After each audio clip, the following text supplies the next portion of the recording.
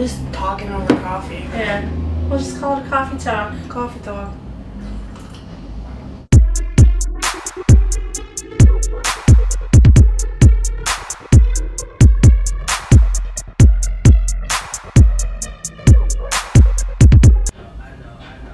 Oh, drink. Whoa, Okay. what up, Duffer? Sorry. Should we introduce ourselves? Should we be like, welcome to Coffee Talk. Welcome to Cawfee Talk. I'm Ama. I'm Yuli. So this is the first time we've decided to do a coffee talk, and we wanted to talk about social anxiety and living in a PR world and putting ourselves out there for people. So, Like what we do with the blog and going to events. So I think the biggest thing that we've kind of encountered in the years that sort of we've worked together is that, well, I know for me personally too, is that we've always sort of felt on the outside of everything. So it's been like the outside looking in and not really feeling like we were part of the cool kids club, if you will. But that's why it's so good that we found each other. Yeah. Because I couldn't do what we do without you. And I can do what we do to get, like, I sometimes feel like there's a lot of, I call them social media superstars, and they just kind of go to these events and they're, you know, fighting for a social status, whereas like I don't want to work towards something like that. I'd rather just be myself, and so with that I'm actually a very shy person, which I know It's shocking. seems very shocking, but yeah, I find it really hard sometimes to make conversation with people, and I become very quiet, which people can take for aloofness and bitchiness, and yeah, I'm not a bitchy person, I just don't know how to make small talk. And I don't understand people who do, and I don't understand people that like it. So when I'm standing there and I'm looking at you very awkwardly, it's not because I don't want to talk to you, it's just that I don't know how to talk to you. And I'm screaming on the inside. How do I do this? Who is this person? Why am I here? You seem very cool, but I don't know what to say to you. Yeah, and it's that makes it like exponentially harder when the person is like a really cool person. Yeah, like a lot of times I think I want to say our travels through food blogging and music writing and all the things that we've gotten to do, which have been really rad. We've met so many awesome people, but I feel like there's been so many times where I've been like, hi, I don't know what to say to you, and I feel like I'm so lame. I don't know, have you ever encountered that? Oh, yeah. I don't even like try to come up with anything to say. I just make as little eye contact as possible, which I'm sure is really weird for the other person. Just be like, hi. Whereas I just start, I have, and I'm sure people who follow us and like people who, you know, follow me on Twitter and Instagram and whatever, I have my big hip-hop persona, which that's obviously real, that's who I am, which you can attest to that as well. But like, I think a lot of that also too is a big front for me, because I get to hide behind that, you know. Yeah. It's something that I can put up as a sort of, ooh, I'm big and I'm bad and I'm fierce and I'm real, I'm fiercely also, real. Don't you feel like sort of like the culture around that, there's like a language that's involved in like hip hop culture, and you can just kind of like pick out catchphrases? Like, well, yeah, because, and then that gives you something to say. yeah. See, like, this is realness coming at you. I don't know. Well, no, it totally, it gives people an icebreaker. I mean, for example, I went to that Two Islands weekend, and it was an open bar, so everybody got really drunk, and there was this dance party, and then I started doing my whole like twerking, dancing thing, which is the thing that I do, and not because of Miley Cyrus. I totally was doing that before Miley. I just want to put that out there. And then for the entire weekend, everybody was like, "Oh, you were doing those dance moves on Friday." So I think I think that like that's my sort of way of like being like, "Hey guys, hey." So you go, wait. So you go over the top. And then it's just over because you've been over the top. I'm like, alright, I'm super see, it's either I go way, way over or not at all. Right. Like, I have a 9-to-5 job, and in my 9-to-5 job, I am the most awkwardly quiet person there. I do not speak at all. And like, they are shocked and surprised about this quote-unquote persona, if you will, that I have. So the bitch in charge? The head bitch in charge. They're like, "You call yourself the head bitch in charge?" And I'm like, "Oh, yes, that is my title at the blog. I do blog things." So yeah, I think it's because, again, it goes back to being shy and not really know, I don't want to say where my place is. Oh, I don't know where my place is. Like, we get invited to things and I feel like we don't belong. Yeah. But I think that's the like catalyst for why we wanted to do this coffee talk was that what we were saying in the beginning, that we like were these two fat girls going into all these PR and media events, and you don't see many fat girls. Yeah. And it was good to have like that bolster, that support system. I feel like it's easier to go into a place being those fat girls instead of that fat girl. It definitely is. I think now we're much more like, oh, we're not just those fat girls. I think now we actually kind of have names, which is nice. But yeah, it's different. I don't think I'll ever walk into a room and still feel comfortable. Like, when people come up to us and they're like, "Oh my God, you're from," and I'm like, "What? Who?" I don't want to be having this conversation. Yeah, I'm still super awkward and don't know what to do. And I think also, I have epilepsy, so I have, sometimes they're called like sato seizures, which are really bad panic attacks where I feel like I'm going to have a seizure. So and like, you worry about having a seizure. So on top of having a panic attack, it leads into the worry about having a seizure.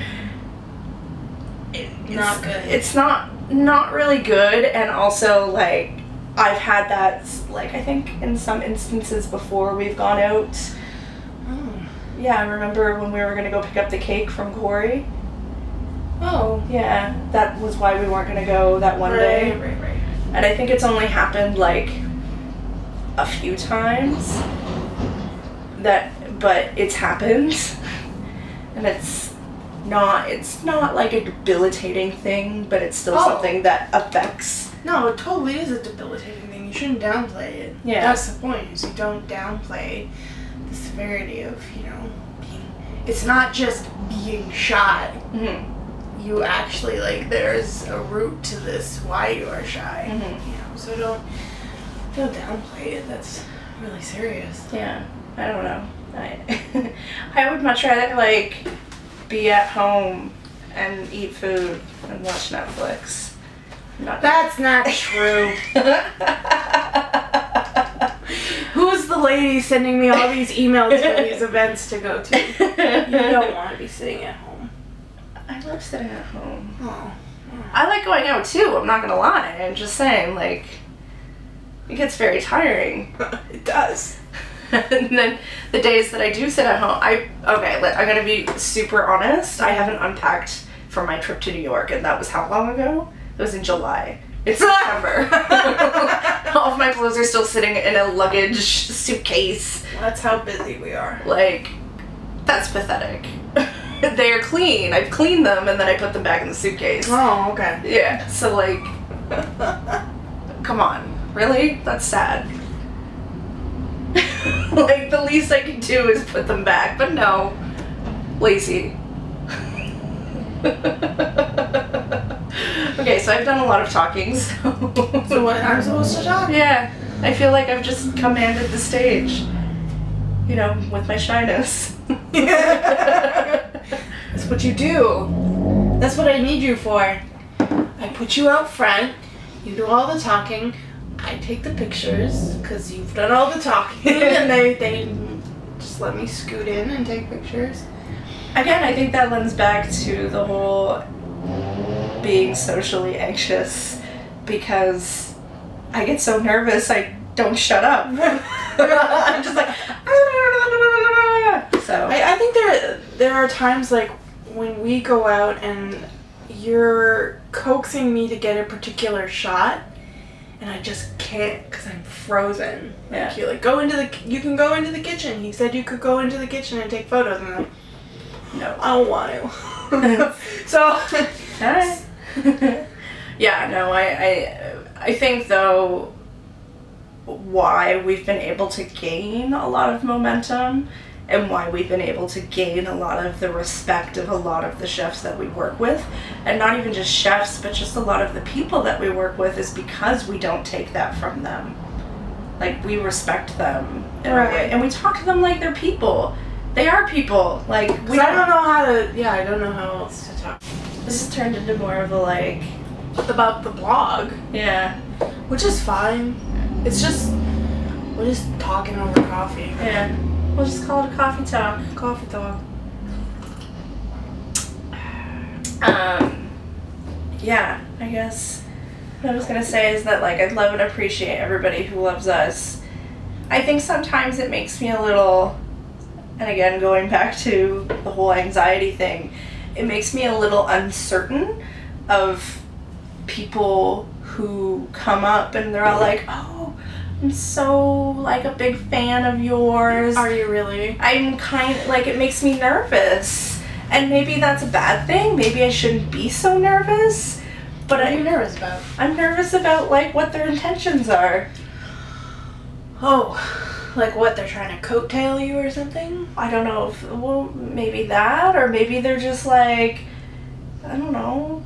Maybe they're not, they're just shitty people. They're not being genuine to you? Yeah. Yeah. I've dealt with a lot of people who haven't been genuine, and my whole thing for the last year, and I know that you know this because we've been good friends for a long time, is that, like,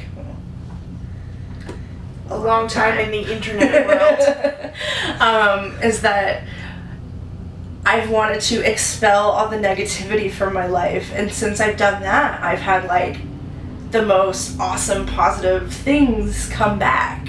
So I think I'm super, like, nervous of bringing those people into your life. Yeah. To be negative. Yeah. I get that. Like, I get very anxious and concerned about people whose intentions and genuine feelings may not be there. So it's not to say that I don't want to be friends with them, or I'm just a little guarded. Yeah.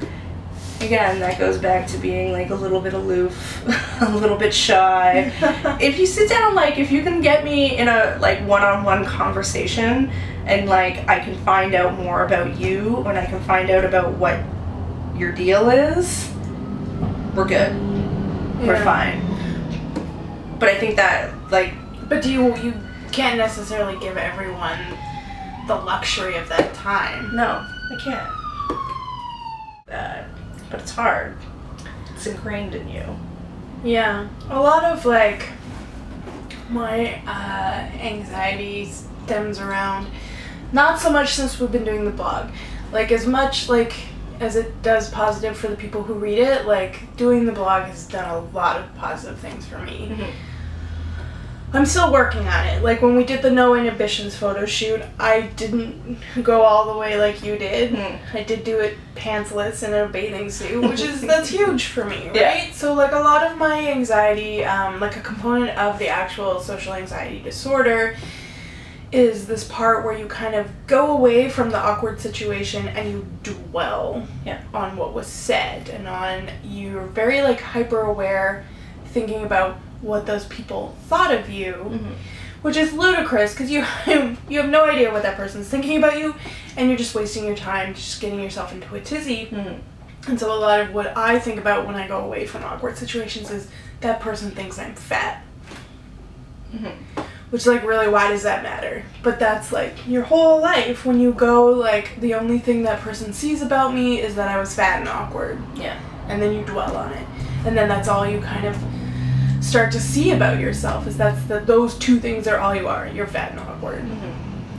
So going, like, being in that PR world, in that media world, I never felt like I belonged, because, like, fat people don't belong there. What are you talking about? It's just the beautiful people. Yeah. And see, kind of to what you're saying, like, I went to school for PR, so, like, that's weird. I went to school with a bunch of skinny bitches who, like, we love skinny bitches. Oh yeah. Like, I'm not saying that in a negative connotation. But I'm just saying like that girl who cares so much more about their image than like, say, you or I do. Oh yeah, like, I'm, like, coming into school in, like, a velour suit, and they're like. Yeah, you did. And they're like, Ama, are you actually wearing that? I'm rocking that. What? And this is what I'm saying. Like, clearly, we were on two different paths as to where we're going. Or, like I said in my article on being a tomboy, my teacher, when we had to have mock interviews for school, was like, so the clothes that you wear, I don't think they're very appropriate for the workplace. You might be better suited to an arts career. I don't know what that means. Wow. I now work at a mining office, just if nobody's aware. So yeah, take that. She got the job. I clearly have a, like, very high, like, Bay Street financial district job, which, yeah. But what I'm trying to say is that, like, I know what it's like being in a PR world, and I never really did fit in there either, in terms of, like, having, like, I never struggled with my self-esteem in that way, because I think, and I didn't really want to talk about this, my mom has always been, like, really difficult on me my entire life. And so I always had to, like, I moved out when I was 18. The whole reason I moved out when I was 18 was because I dealt with difficulties with my mother, and I kind of had to deal with the adversity from her. So I worked against that because I never wanted to be like her, and I knew I was better. I knew I was an attractive, like, I don't want to say attractive person, but I knew I was a good person. I knew I loved my body, and I knew I loved who I was as a person, because she didn't want to hug me, and she didn't want to, like, you know, be the loving, caring mother that, like, a mother should be. So when I moved out when I was 18, I basically had to teach myself the skills that I needed to have. And now here I am. So, yeah.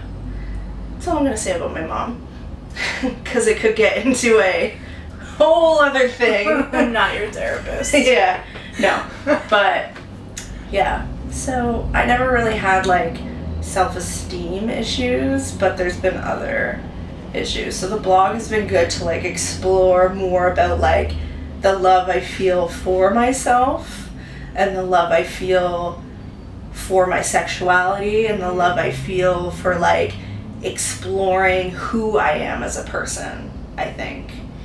I love that it allows people that outlet. Yeah.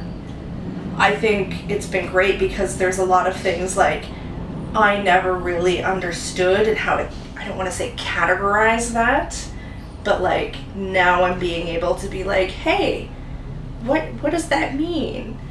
I've never really sat down to understand what that is.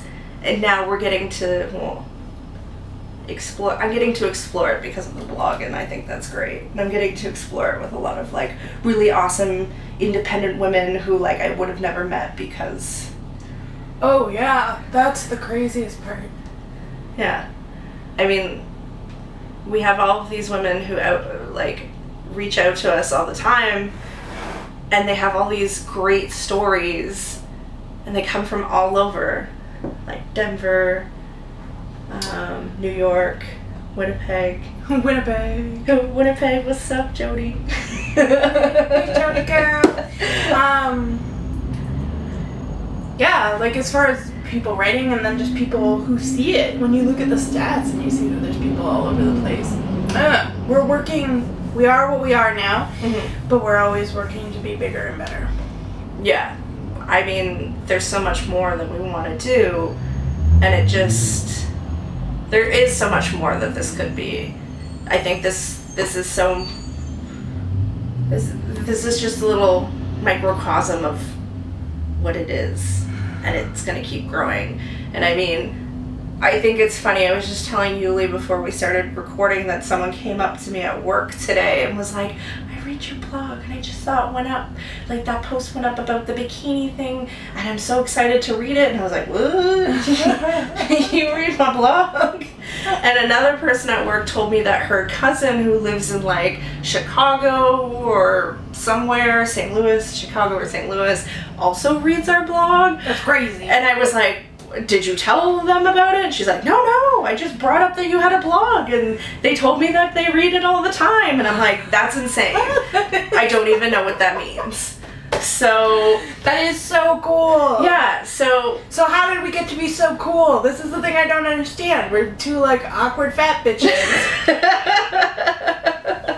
I don't know. Thanks for loving us. Yeah, I think that's maybe that's how we should end it. Just saying thanks for loving us. I think without you guys, we wouldn't be able to do all of this, and that's pretty awesome. Yeah, you don't have to just read us. You can write for us. Yeah. You can take photos for us. You could be our cameraman, because right now that's just a tripod over there. A really plastic awesome tripod, if you will. Yeah. It's the best one. That's what we've heard. This has been Cawfee Talk.